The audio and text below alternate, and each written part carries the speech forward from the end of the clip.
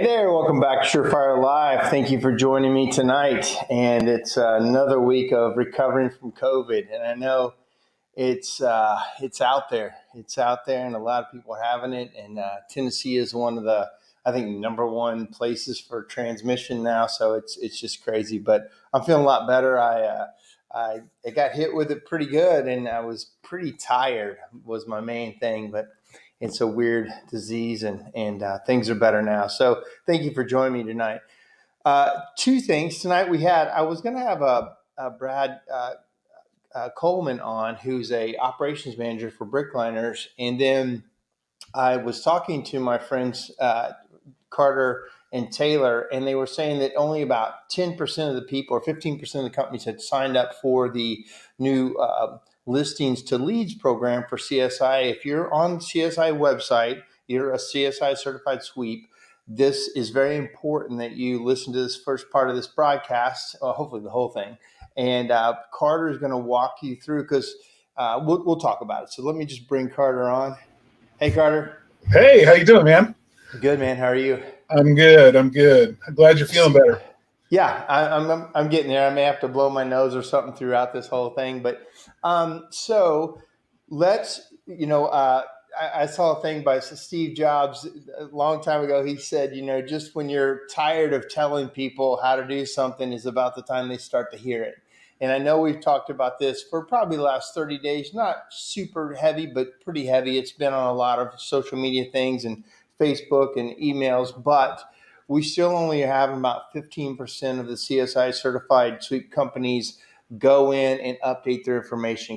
So with that being said, let's just start from the beginning. Tell everybody what this is. Yeah. And then if you want to walk through like my company and sign up, or if anybody's on there and said, hey, take my company and do it, let's do that, because it's very important that everybody that wants to be found on CSI site does this. Sure. Yeah, absolutely. So listings to leads is really a replacement for the way that the CSIA website search works right now. So right now, anybody can go onto the CSIA website and do a search by zip code, and they'll be shown a list of certification holders. But nobody knows if those certification holders work for a company, or, I mean, it's hard to tell, and it's a little bit convoluted, and it's a little bit difficult to get a hold of people if you want to get their, you can find their contact information, but sometimes it's a technician's phone number and not the phone number for the business. And where does the lead go? Some people don't even know. And so There's been a lot of confusion around it, a lot of, just needs to get cleaned up. It needs to be made better. And one of the other benefits really for people who sign up and enhance their listing with all of their company information is you're going to be able, your search for your listing on the CSIA website will hopefully start showing up in search results when people are searching for chimney sweeps in your area. So now It's one more place for you to be visible when people are searching for what you do in their market. So we're really excited about it. Well, just to let everybody kind of know, one, it used to be like a circle, like a 50-mile radius or a 100-mile radius, and we all know that nobody works like that. Two, there'd be times that people would say, hey, I service this zip code right next to me, but it won't show up because it's another state or whatever. And you guys have developed a much more comprehensive, and you can pick all the services you provide, right? So I know you're going to get into that, but those are the big things that we're like, this search can be so much better. Yeah, and it needs to be better. I mean, we really think that it's a missed opportunity, and not only for certification holders and for companies who have certification holders, but a real missed opportunity for consumers. I mean, one of the things that I've heard, and I totally disagree with, is that being certified hasn't really added much benefit to my business because people don't care about whether or not I'm certified. They don't even know what we do. Right. Okay, well, then we got to fix that, right? I'm a marketing guy. So if the problem is nobody knows that the product that we're offering is the only product they should ever ask for, then we've got to do better work, right? So, that's why we jumped in and decided, really, let's make this so that, consumers can find exactly what they need on the CSIA website. What does that do for CSIA? It bumps it up in terms of credibility. Right. And that can help everybody. Perfect. All right. So what do we need to do? Yeah. So let me share my screen with you. We're going to walk through yours real quick. And let's see. Okay. So let me know if we can see. Yeah, there it is. Yep. Cool. So this is, you're going to log in when you come into your site to the new Listings to Lead website.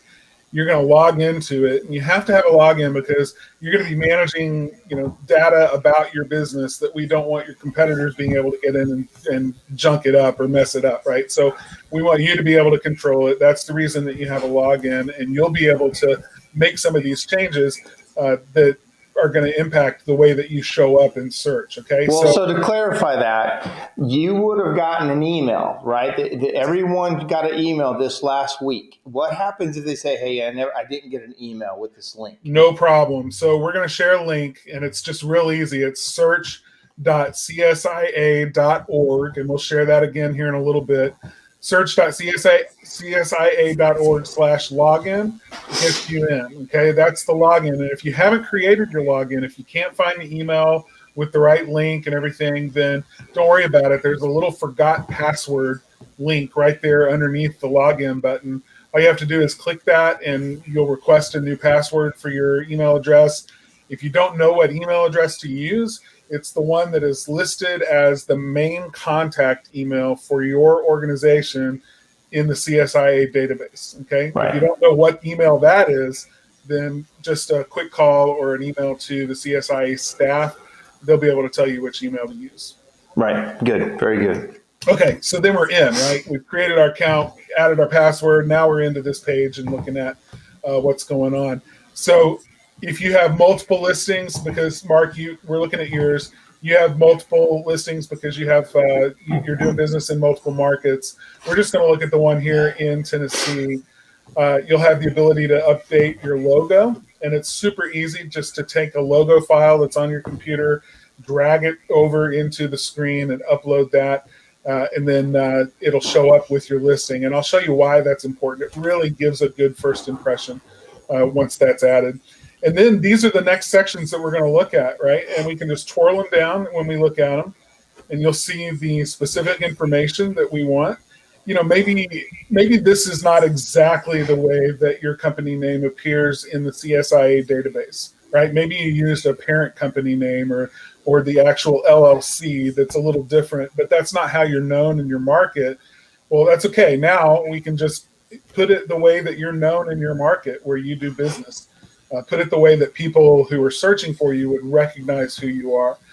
We can put any of the information here, like Smyrna, for example. Even though you're in Smyrna, Nashville is really the market that you're in. You serve more than just Smyrna, so we're going to change that to Nashville. Tennessee, and your phone number. If you can use whatever phone number you need to there. If you want to use a tracking number that's different than the number that CSIA has on file for you, if you're into tracking numbers and stuff, cool. Use a tracking number here. You have full control over that. Email address, website. This is the year that the business started, right? So the year that the company started. The reason that's important to add is because we're going to make it possible for people to search based on the number of years the companies have been in business. And if they want to sort the order of what they're looking at and the search results that they get back, they can do that just by looking at We'll do the math there for them and tell them exactly how many years you've been in business. There's an area here for you to add your description of your company, anything you want to say about you, anything you think that is relevant to your customers about the services that you offer or how long you've been in business, and just an about us kind of snippet there. It's good to share that there. Okay, next up in the sections are services. And these are the main services that, just being in the chimney industry and doing so many, working with so many chimney services companies, these are the main services that we see over and over and over again. You may have a different service that you offer that's not in this list. If it's one that is a big chunk of your revenue and you feel like it needs to be in there, mention it to the office, CSIA, or email me directly. My email is on the screen there, carter@sparkmarketer.com. make a good case for why you think it needs to be included, and we'll get it included for you. Okay, we don't want to exclude anyone that is doing business and who has certification holders, but these are the main ones. Okay, super easy to add. You just click to add them. They all start out gray like this with a little circle that's not filled in. Just click it. It turns it green, adds the check mark, and you know that it's selected. So these are all the services that you add. The reason this is important is because we're allowing consumers to specify what service they're interested in. Right? So they don't want to see a whole bunch of listings for companies that don't do what they need done. And you don't want to get a bunch of leads for people who want you to do something that you can't do or won't do. So This is important to make sure that you have this updated. The next section is communities. This is a chance for you to tell the people in your locality what areas of town you serve. And we want this to be a place where they can see the things that mean something to them, right? Like I could never describe what Philadelphia, Pennsylvania, and the little burbs and markets there, very well. So I'm not even going to try, but you have the ability to do that. Like for example, Mark, I noticed that you don't have any communities here in your listing yet. So meaningful names for areas in our market might be like East Nashville, West Nashville. I can just Smyrna. Well, Brentwood, Green Hills, Hillsboro, all those little communities you're talking about. Exactly. So let me just add a few here. We'll just add the obvious one first. And you'll notice that I'm adding just one per line. Okay. You can also do it as a comma separated list. So just add a comma between each one, and it's automatically going to take those out and put them on a list. But it's real easy just to do it all on one line. So you said Brentwood, let's say Smyrna, East Nashville, which is a neighborhood that's very proud of itself. I know because I used to live there. Nolensville, Hendersonville, Owensville. Okay, those are just a few. We'll stop there. So now once I've got my list, I just come over here and click add. It's going to crunch for a second and then add those down here at the bottom. So now nice. Them is separate on its own, on its own. The reason this is important is because we use this information as SEO experts to make sure that all of the machinery and the monkey works and stuff behind the scenes adds up to helping you show up for people who are doing a search in Google and saying chimney sweep in Brentwood, Tennessee, right? So now you have a chance of showing up in a search result like that. I love that. Also, for us, sometimes in the summertime, we will expand our zip codes. We will go further if we're slower. And then in the wintertime, we compress. And it looks like you could add and edit that. I could edit that along with our, like we do it with Google AdWords and stuff sometimes too. We compress zip codes. And so this is a great way to kind of do the same thing. Absolutely. Super easy with your login to just come back in and say, you know what, right now we're not going up to Hendersonville. So I'm just going to uncheck that, remove it from the list. Later on, you can go back and add it again if you want to. I love it. Zip codes are the same thing. Now, the reason zip codes, and they're a bit of a pain to add, and I get that. I'm hearing from a lot of people that are saying, it's really easy for me to get my zip code list. I just go straight to QuickBooks and do a full export of my entire customer list and sort it by zip code. And I just run right down the list in a CSV file, grab them all and throw them in here. So that makes it easy. There's a nice little tool here too that I'm linking to. You can go and I'm not going to show it to you right now, but it's an easy way to find out what zip codes in your market that you serve. And once you have the list, then you just put them in here. I mean, 5-digit zip codes. It also works for those of you in Canada. Our Canadian sweeps, you can put in the zip codes, your 6-digit or 6 alphanumeric character zip code as well, or postal code, and it'll work as well. So, but just one per line or add a comma in between, and then you'll create your full list here. And I know just based on what I know about your service area, Mark, you should probably have about 40 50 or 50 of them. Yeah, for sure. Yeah, I know Tabitha was just starting to do this for us, so I see that we got a lot more work to do. Sure, yeah. And so once that's added, then you can always click to remove them as well. But that's that. Perfect. Second to last thing is your location team. Okay. This entire listings to leads system is built for people who have current certification holders. So if you used to be certified and you haven't been in years and nobody else in your business is certified, this program isn't for you. This is for people who have up-to-date current certifications with CSIA. And if you do, or if you have somebody working for you who does, then they will show up in this list. And you can see here that there's two people who just recently expired, Bill England and Shane Jenkins. And so right now they're grayed out. I can't click on them. I can't add them to a listing. So it prevents me.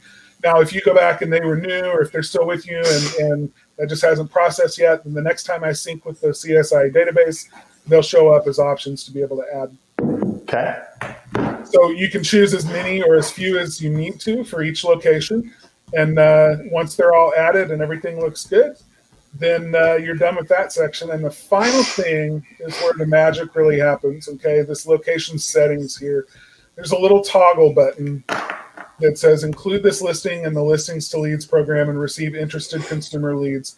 This is where this becomes a really powerful lead engine for you to send you leads directly to your business, but you've got to opt into it. Okay, so make sure you check this to green, and then down here, tell us exactly how you want these leads to be delivered to you. So email and text are the two options.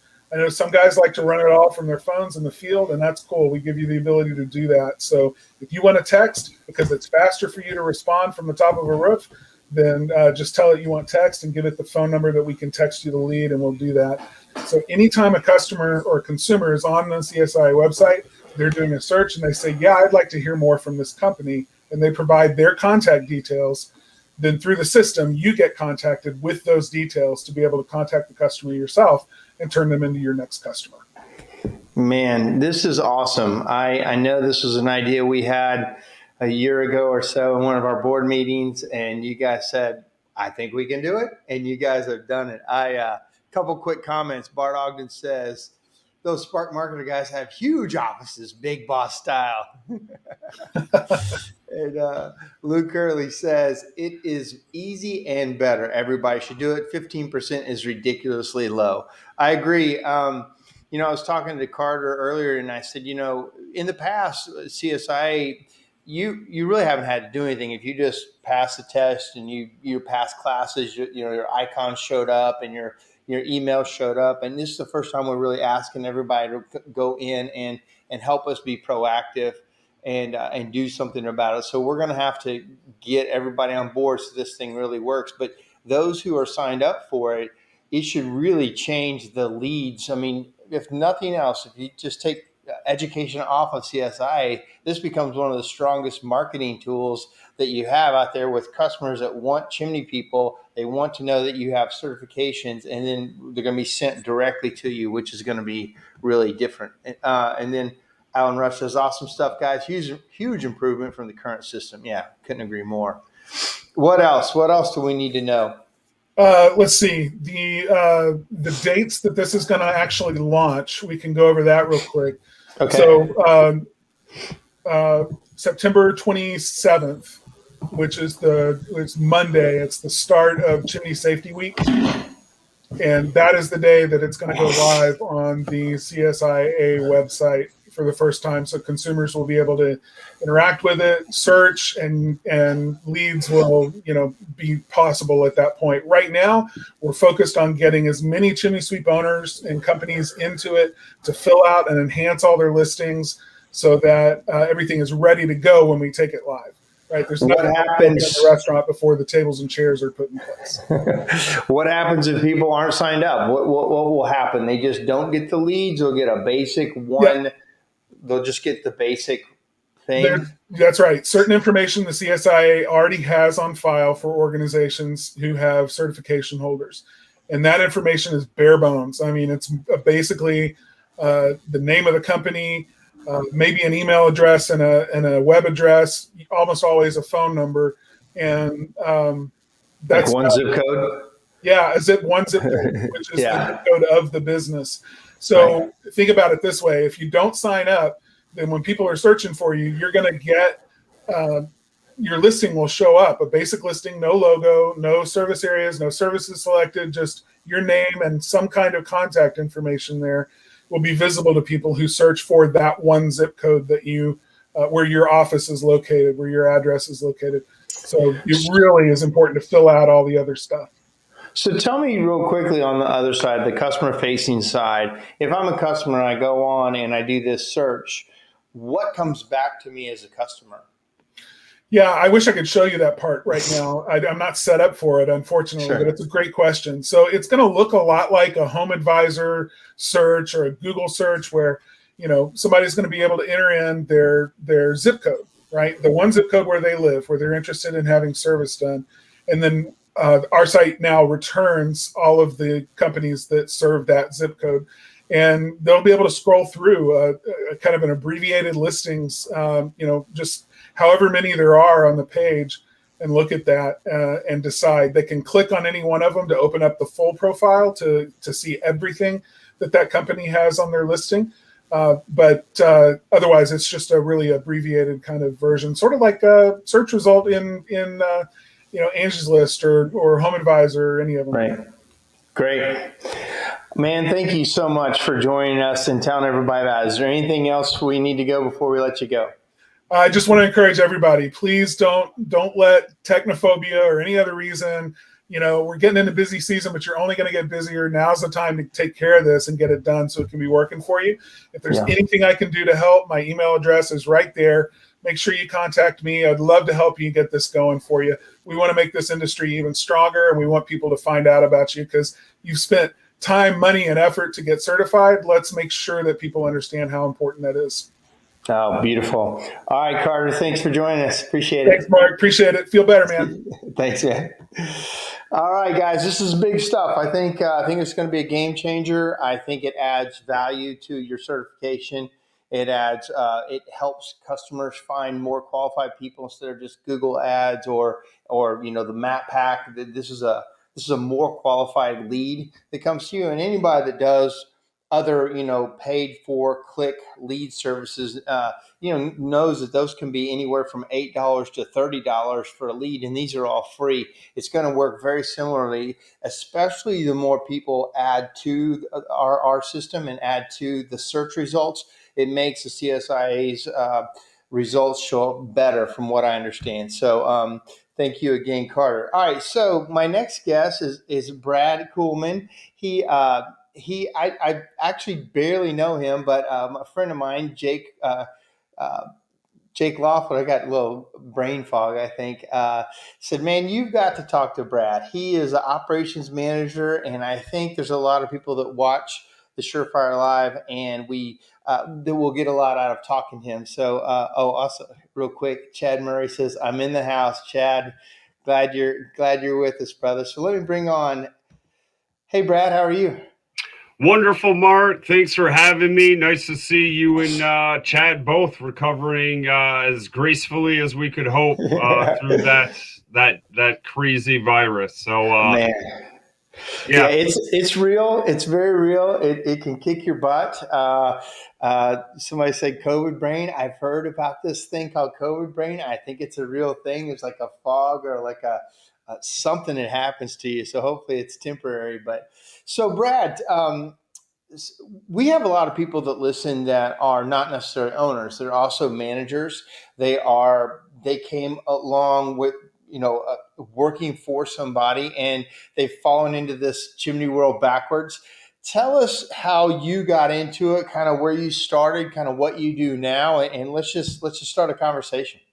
Yeah, no, I appreciate it, Mark. It's a great forum to be able to discuss this stuff. You've had some wonderful guests and content, and hopefully this story can help out people coming up in the business and or business owners find their next person to help keep their plate clear. So like you said, like a lot of you, I kind of stumbled into this business. It was post 2008 market blow up.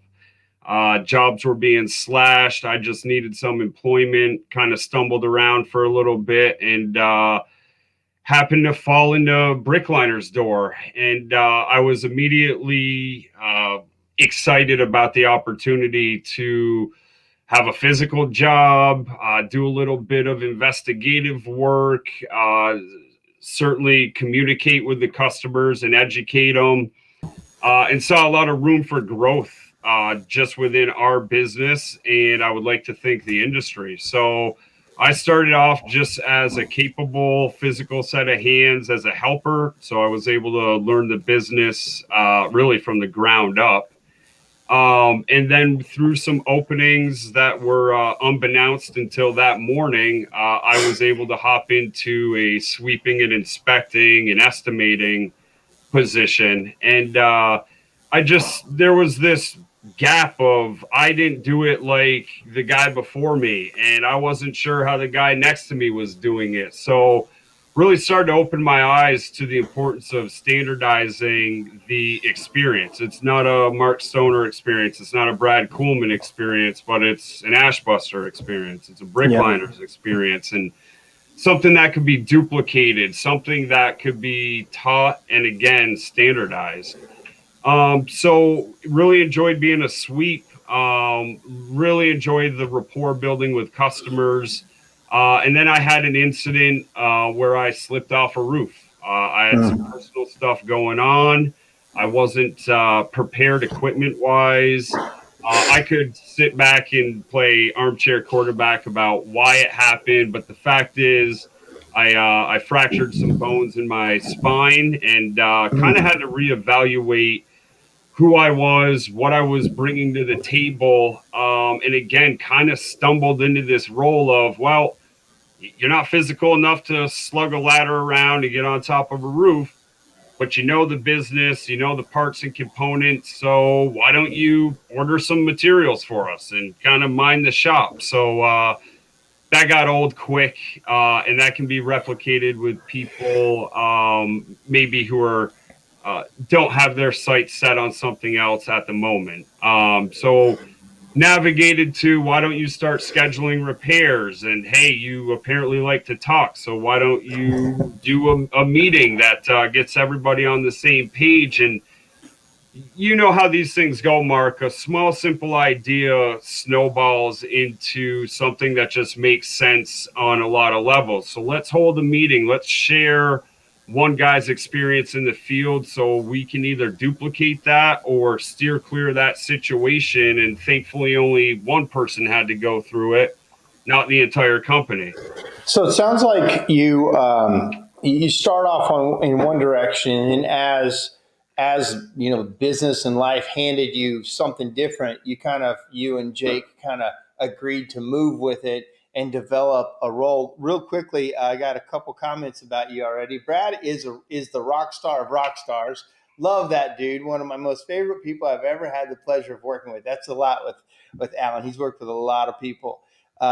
And Chad said Brad is awesome, and Chad also says Brad is intuitive to people. He's technical and culture. Everyone needs a Brad. So those are some good guys right there saying good stuff about you. So clearly they've seen this thing about you, and it sounds like one, I think Chad hit it, you being intuitive as to what the company needs. And how important has that been for you in your role?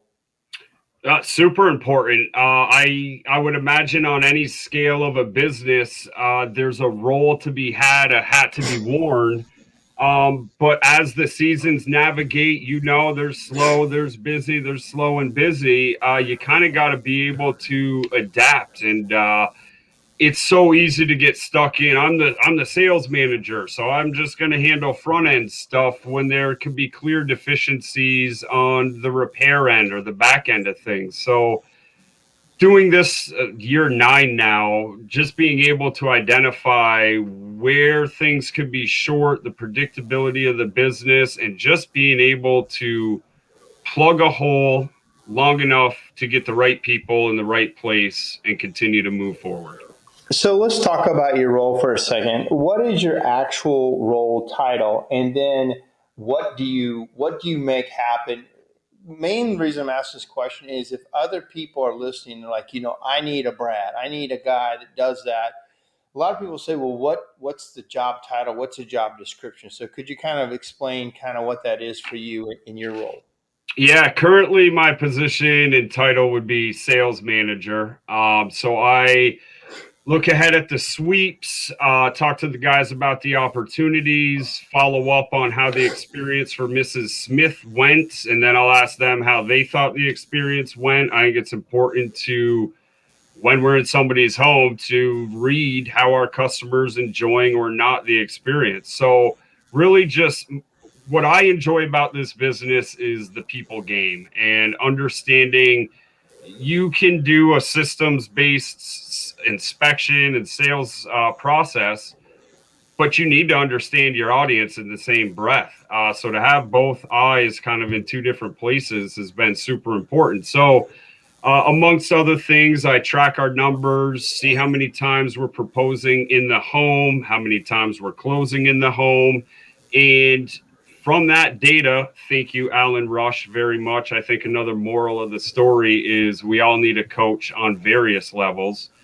Thank you, Chad, for keeping me in check and helping me help the guys not ask the same repetitious questions. So, running numbers, and then you can identify from that data where people are deficient, where they could be brought up, elevated. And I think it important, and just from my own experience, to have somebody help hold a mirror in front of you to see how you're doing, good, bad, or indifferent. And Jake was a big part of that for me. Alan helped refine that. Chad is continuing that process. So, one, I never think I have it all figured out. I'm always open for feedback and therefore seeking coaching and that kind of tutelage. And two, listening for feedback from the guys I deal with on a day-to-day basis. It's not That's a one-way great. street. You know, also, I can't tell who this Facebook user was. Says Brad's experience makes him very safety aware. I love that. So let's talk about culture. And Jake and everybody that knows you, they feel that you bring a lot to the culture. And a lot of companies right now are struggling having employees come, employees stay. They're losing a lot of people. Like, how do you, what's your role in that? Why do you feel that would be important? Yeah, it's super important. I used to dub myself in the construction trades, coworker relations. That was my department. Mhm. This is a team effort. There's no one person in any group in this industry that just moves the needle and everybody else can kind of take a back seat. It really is a team culture around here. And you can't build that if you don't care about your people. I inevitably have to take emotional withdrawals from people's bank accounts. So I spend a lot of time making emotional deposits. So I was asked to categorize what kind of manager I am. And I look at myself as an emotional banking manager to keep an eye on how I understand Alan's sales process wonderfully. What gets in the way of that is stuff at home, how I'm feeling, the weather of the day. So to help people control what they can in their life to better be able to handle the inevitable things that they can't control that come at us on a daily basis and how to navigate that tide. And so it's constant communication and checking in. I believe that gives an air of I care about you. And it is produced a beautiful group of family around here. And it's not of people of the same background who all hunt for the same trophy or fish for the same trout. But we all understand we have a common goal here. We're all individuals. What moves your needle? Let me get to understand you better. So this Yeah. this to me and our Brickliners family is more than just a job. It does start with that family and team type of care and atmosphere. It really does. Looks like Jake says Brad does way more than that. He's always coaching up the guys, not only on sales but on life. So I think that's where that's the secret sauce. Where yeah, you can have sales goals and you want to coach people because you want them to have more opportunity and change their life because this chimney opportunity is amazing, but there's a whole nother side of it where I always say a lot of guys haven't had a strong, role model in their life, male or female, and they come in and sometimes work is sometimes the strongest, most normal thing in their life. There's barriers, there's accountability, there's strong leadership, there's something you're supposed to do, and then sometimes when they go home at night, it's all crazy. And so how important do you feel that your role is as a mentor to these guys is? It's tough to self-proclaim, Mark, but I've been called the glue around here. It's super important. Work is great, and like you said, there's a structure, there's a set of expectations, there's a job description. I mean, it's pretty clear what you need to do on a day-to-day basis. And for a lot of people, that does get more challenging outside of work. So to check in to understand why someone might be late. In my blue trade experience in the construction world, you weren't asked why you were late. You were given an opportunity to prove you could show up on time thereafter or find a new job. Right. That was effective for me as a young 20-year-old. I have understood in my adulthood how that is a detriment when approaching people, generally speaking. So to be able to, hey, how did Mrs. Smith go yesterday? And hey, I've noticed you don't have as much pep in your step. What's going on, man? Fantasy football, right. You've been staying up too late. The misses have too long of a honey-do list. Talk to me. It really does come from a place of, I feel like I've worn a lot of shoes that most people either find themselves in or have been at one point in their life. So to be able to immediately empathize and then give a version of how this could change with a little bit of self-effort and continued persistence. Well, it sounds like it's a passion of yours too. It sounds like when I was talking to Jake about this, it's something you actually want to do outside of work as well, like some life coaching or some culture building with other companies. Is that kind of what you want to do, or you are doing that already? Absolutely. Something I strongly desire to do. I've been doing it within this company for many years now. Was doing it on an amateur level without even really a title or knowing what I was doing. And to reflect, I couldn't have got here without a Jake, without an owner seeing something in a punk that just needed a job.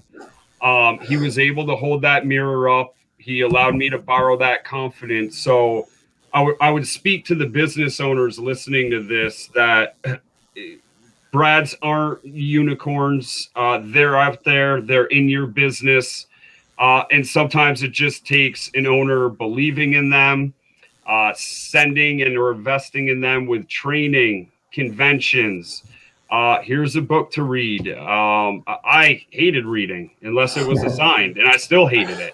But to find growth through, downtime reading has been a huge part of my success. So I would like to help those ones in a business who know they're capable of more, or the business owners who see something in that young technician who need some help guiding them to bring them up and elevating them.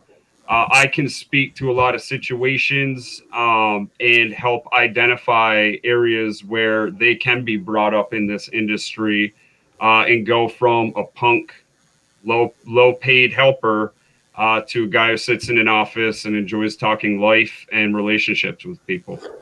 So a lot of owners that you hear about kind of have a hard time connecting sometimes with maybe the newer generation of workers. And for me, we've got a lot of younger generation workers, and they're amazing. But I watch some of the things, they have a really hard time connecting. And a lot of us in this chimney business have been in a very long time. And then there's a middle kind of generation. There's a noob generation, as we talked about on this show. And it's really fascinating to see it. But for some of the people who are struggling with getting people to come work for them or stay working for them, what do you think would be important for people to know? I think it's important to know your people. I think it's important to know what makes them tick. I think it's important to know what they do on their off time, not in an invasive way, but hey, young 20-something, what are you up to this weekend? That's a bunch of clues that lead to many questions and or stories by simply putting the ball in their court to relay some information to you. I have a 18-year-old son. I don't know half of the slang he uses. I don't know half of the programs he's watching. But I ask, I'm informed, and now I'm actually able to speak to my Right. Tyler, my 20-something Tyler, about the latest TikTok trend. I don't Yeah. have the app, but I understand what's going on out there. So just Yeah. being self and situationally aware to, like you said, these different generations, and or to simplify it, just people are always interested in different things. I completely agree. I think to me, it's fascinating to find out what they are into. And I have some guys when I walk by, I might talk hockey, other guys who might Mhm. talk cars, some guys might talk guns. But I know I know this about them, and I watch them enough to know also when they start to pull back. Because I Mhm. think you mentioned it before. You, I think one of the most important things for the owner and also managers is to watch what's happening, watch what's not being said in a business. Mhm. I think if you're really emotionally intelligent and you can watch these things when a guy is normally a certain way and he's pulling back, or his numbers are changing, or his something's changing about him, it's a great time. It's sometimes the most valuable time is to be cognizant and reach in and say, "Hey, what's going on?" And so, do you do you how often do you have meetings, and how often do you kind of pull guys to the side and check up on them in that way? Yeah, I have meetings every morning. It might not be with everybody. Sometimes it's in a group setting. Sometimes it's who's got the most complicated estimate. Sometimes it's the person who's got their head down and isn't greeting people in the morning. Yeah. So it's a daily thing in the morning. To try to lead by example. I don't want my techs coming back and seeing an empty office chair. So I do make it a point to stick around, check in about their day, and then what's going on after work? What are you up to? What's getting you excited? What's sending you home? What's procrastinating your return to home? I think as important as anything is somebody to talk to when they know that Mhm. they can call Brad, when they know that you are open. And sometimes as business owners, we don't have time, especially Mhm. as the company gets bigger. It gets harder to be able to be available. But to have, I've got in my company, I've got a Kevin. Kevin Mhm. is he's the ears of kind of between management and the people, and he's a good hearted guy, and he Mhm. wants to build good culture. And I think the fact that you are the ears for the guys, and you can also have a direct talk, to the owner. He said, Brad's aren't unicorns. Great comment, Brad. It's all about leadership. Uh, so what else is, so tell me about what else is going on with when you guys bring people on, what's your training process like? If I'm going to come work for you, how does it work with Brickliners? Yeah, what an evolution. It's very different from when I started. It was here. If you want old information, go look at the carbon copies that are in the old file cabinet. Maybe there's some pics, maybe there's not. So for now, we really focus on getting out the door, getting prepped, owning what you're responsible for in the day. That's something I hate required reading. I love it, but I hate it because of the name. So right now we're working with the guys via a book by Jocko Willink about extreme ownership. That's a good And one. so when somebody gets hired on, we talk SOPs and safety and equipment and get familiar with this. And here's a cut diagram of a fireplace and chimney, because I had no idea how one was constructed when I started. Visual tools are super helpful.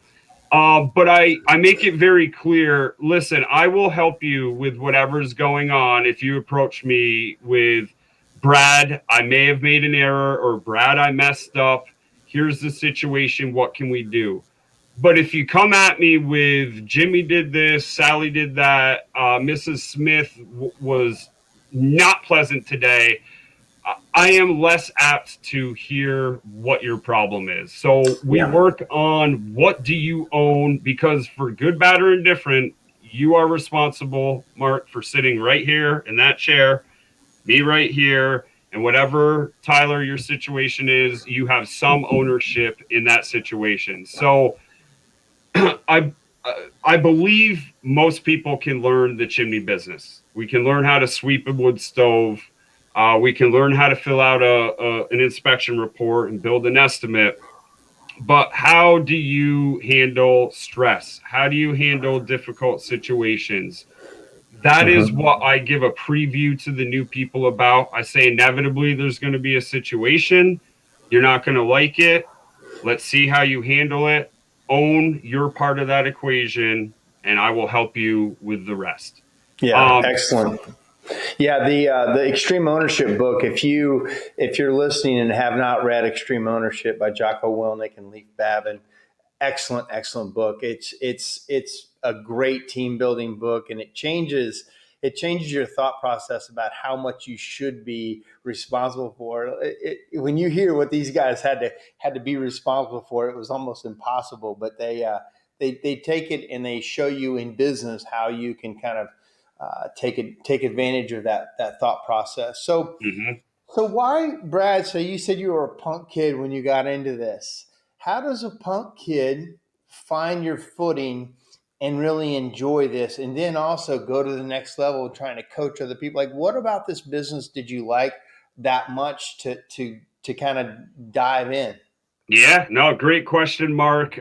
There's so much to love in the chimney business. For me, it was the gratification of I was up on a roof for 8 hours. I tore down a chimney. I rebuilt it. I'm proud of it. And here is a visual representation of my efforts today. So that kind of immediate gratification. We live in a beautiful state, and most of which I would never see unless I was in this industry. To go to 3 to 5 different houses and locations throughout Vermont to see how people live, to see ideas about architecture, about landscape, learning about that person's trade, business, profession was very intriguing because what I thought I knew about people and professions vastly grew once I got to talk to our customer base. So the customer intrigue is another reason I love this business. Not a lot of customers are alike, so to learn something or have a light bulb come off in moments you wouldn't expect is amazing. So to see parts of the state converse, it's kept my interest.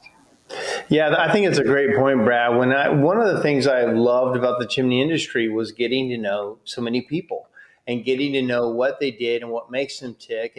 And like you said, you can have like one set of ideas about why rich people are this way or they're that way, and then you get to know them, and it's completely different. A lot of times, I found that the richest people, there's kind of probably something special about them, or there's something very different about them that once they open up, you're like, oh my gosh, they know.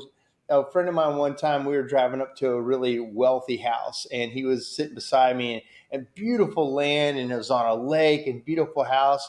And my friend said, this guy's got some answers to some questions. And I thought that's exactly right. This guy, and he did. He was brilliant. He's some type of an attorney, but he was on a high level kind of a thing. But I think for me, I've learned a lot about people. And one of my guys who used to work for me later became a doctor. He said, Mark, when I was in people's houses with ashbusters, I wasn't good at talking to people until I had to talk to 4 to 5 people a day about all kinds of problems. And that ability to talk to people translated for him into another career as being a doctor. He said, I can unfortunately tell people the hardest stuff or have really good conversations with them because of what, chimney sweeping and all that customer service help. And so did you have a customer service background before you got into it, or did you just learn to love it? Just learn to love it. It's I've always enjoyed relationships with people. I always feel like you can learn something from a stranger at a gas station to the rich guy in the house on the hills. So that intrigue just kind of expanded and blew up once I got into this industry, to be able to get into that many homes and, like you said, kind of get this this rhythm of how to talk with people and to be able to adjust. The conversation I had at the last house won't work here, but if I just pivot my hat and stand a little differently, I think we can connect here, Mrs. Smith. Yeah. So just understanding or just being aware of the dynamics of people, communication, relationships. I selfishly don't want to be forgotten. So I would like the conversation and rapport built to be genuine, where they're left smiling once they see my booties leave the door. So let's talk about, well, Chad Murray says here, some kind of daily meeting brings everyone together. So we got about 10 more minutes on this. And so let's talk about if there's people that are thinking about having a Brad in their business, talk to them about, and we kind of hit on this before, but what in your daily meeting, what happens in your daily meeting, like specifically, how long does it last? What are you trying to accomplish? And then what happens after that meeting?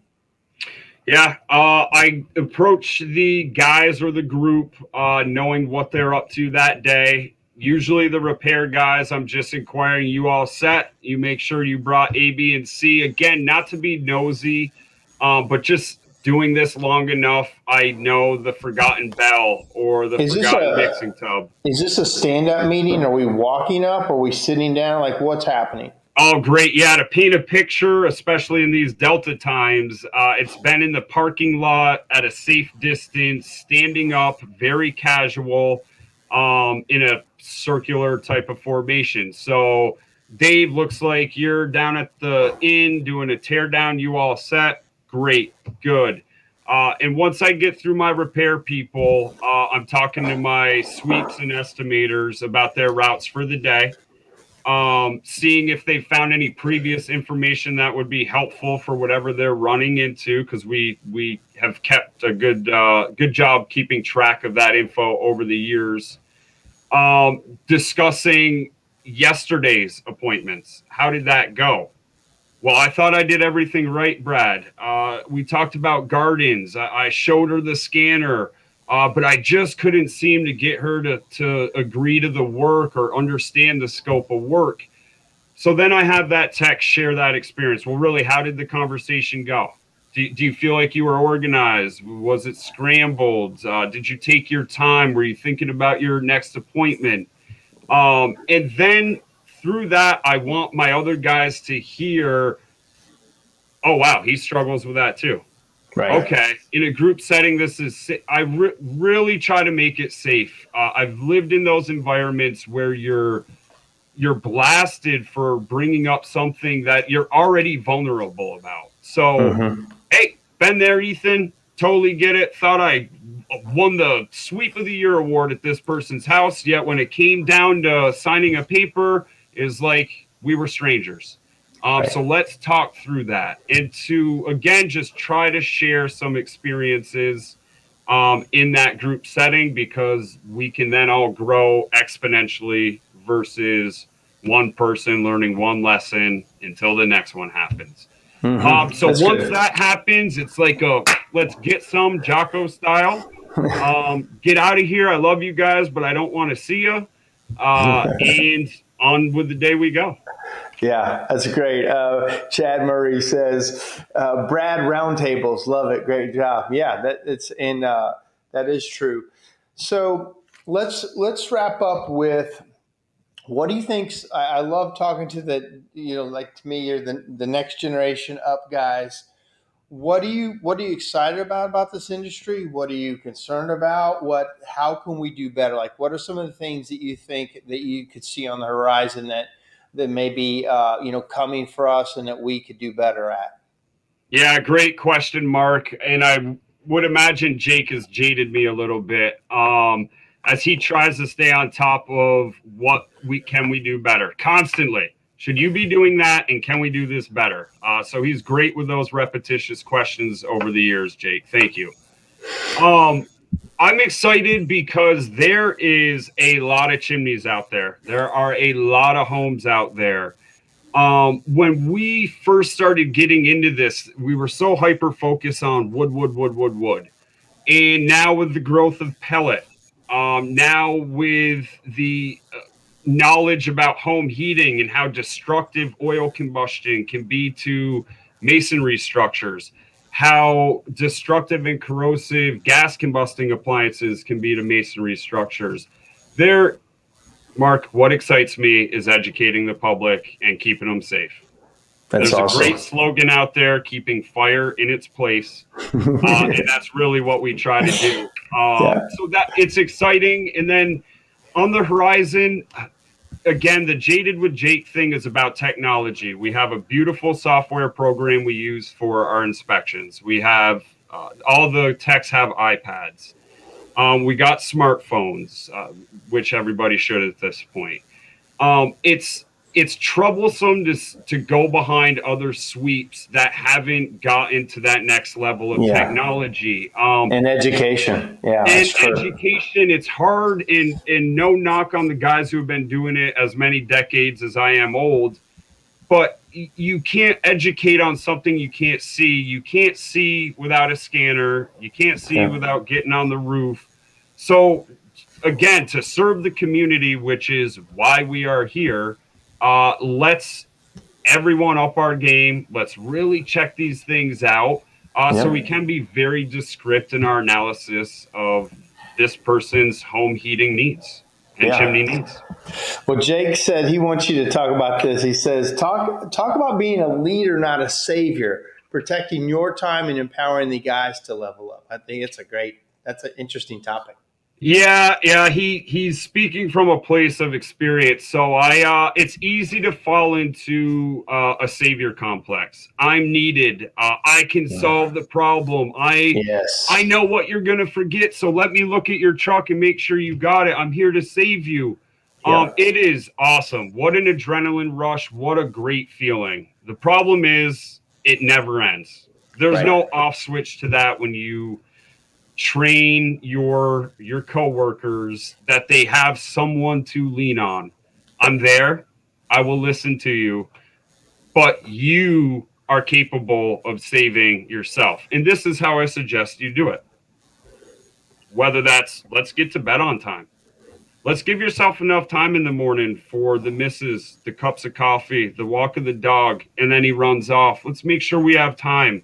Let's make sure we're showing up eager, ready, and not dragging baggage of yesterday into today. So I've gotten out of the savior complex trap and have found a greater benefit to leading people to helping themselves and identifying their issues and putting a progressive plan in place so we don't repeat the same thing.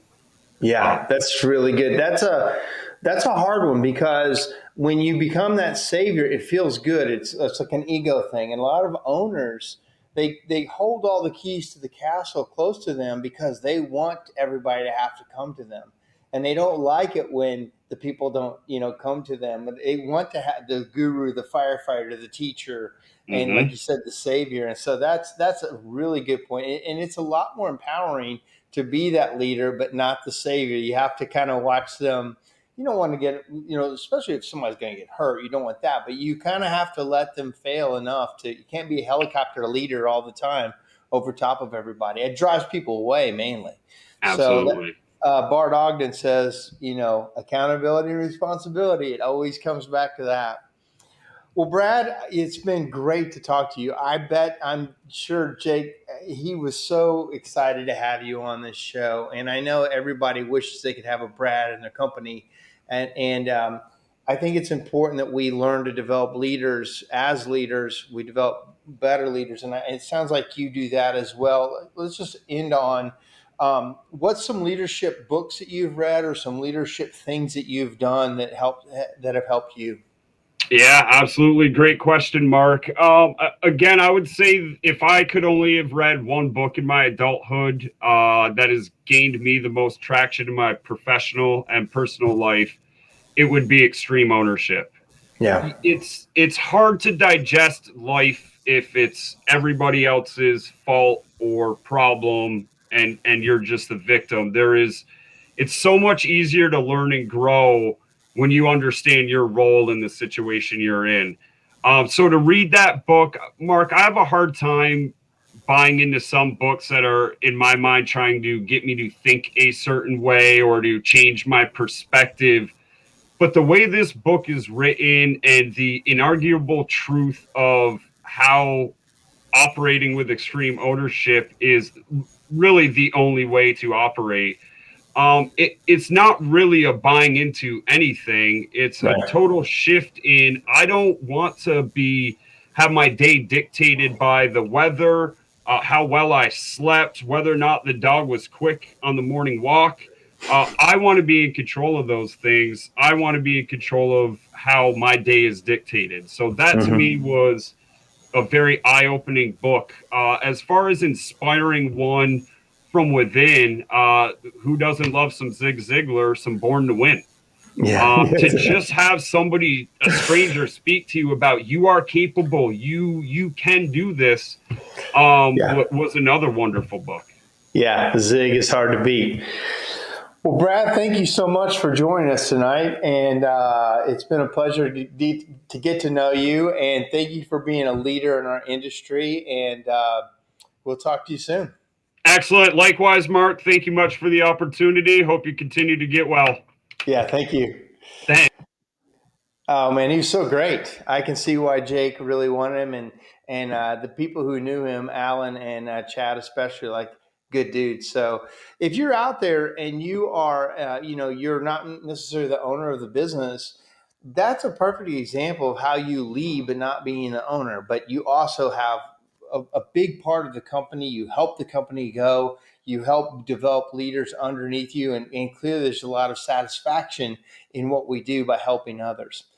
Guys, that's my time this week. We will be back next week. Hopefully my COVID brain is a little more clear and feeling a little bit better. And I hope you guys have a great week. We'll talk to you soon.